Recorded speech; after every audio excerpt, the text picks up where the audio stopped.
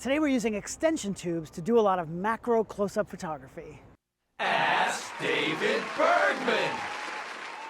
Hey, welcome back. Today I've got a question from Mikhail C, and he asked, do extension tubes degrade image quality when shooting close-up photos?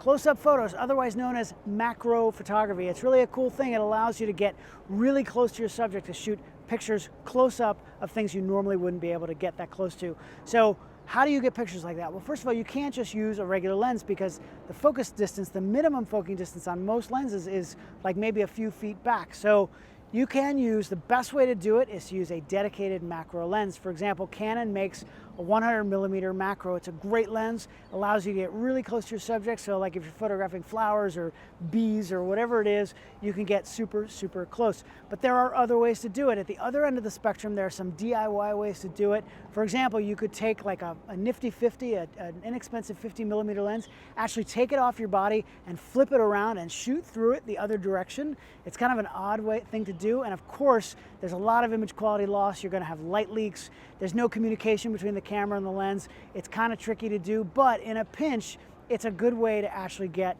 macro pictures. But you asked about another method, and those are called extension tubes. Let me show you what I've got here.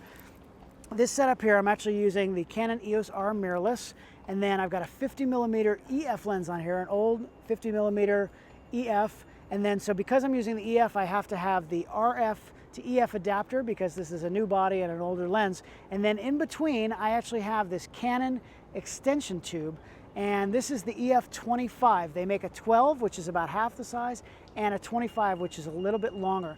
And what that does is actually pulls the lens out from the body further. It actually brings the lens out. So instead of the lens being right up closer to the image sensor, it's pushing it away. So what that does is allows me to get a lot closer. The way the optics work is that it allows me to focus a lot closer and make macro pictures. Now there's two kinds of extension tubes. There are the least inexpensive kind, have no electronics in them. It's literally just a hollow tube, and you can get one that's made for your camera so you can mount it on there properly, but the challenge there is that you lose autofocus, of course. Now to be fair, most time you're not going to autofocus macro pictures anyway because you're so close and your depth of field is really narrow.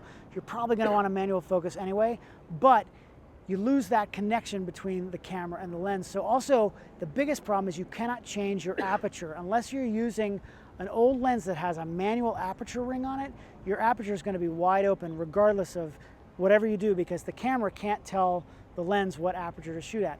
So one step up from that, for example, this EF25 has electronic connections in it so that the lens talks to the camera. So this is just like having the lens right on the camera. I can control the aperture, I can autofocus, I can do all of that stuff. So those are the two different kinds of extension tubes. Now, how would you use it? Well, we're here again with Erica in the park, and I can get, with this macro setup, I can get, so turn this way so your eye is in the light, and what I can do is I can actually get up super close and right up to her eye, like awkwardly close. We practiced this before, so it's not super awkward now, although it still kind of is. And I can go ahead and make pictures just like that. If I can get there you go. You can see those frames crazy close. I'm actually have my own shadow. Oh, you look this way so your eye isn't right into the light.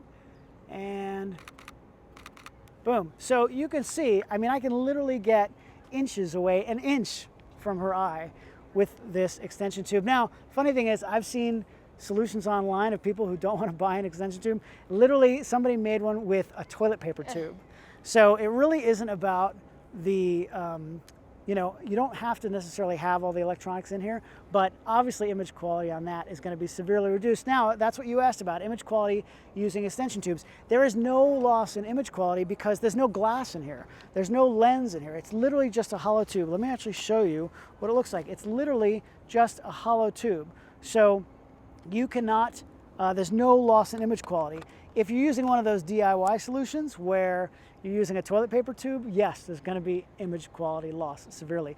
But from this setup, there's absolutely no loss in image quality whatsoever. Of course, you want to buy one that's well made and that's not going to have any light leaks in it. But if you get a good one, you'll have no issues. So that's how you make macro pictures. Thank you, Erica, and your eye for letting me get in super close. But if you have a question, don't forget to go to askdavidbergman.com. There's a form on there. You can ask your own photo questions. I'll pick the best ones, and maybe we'll photograph Erica's other eye next time. See you then.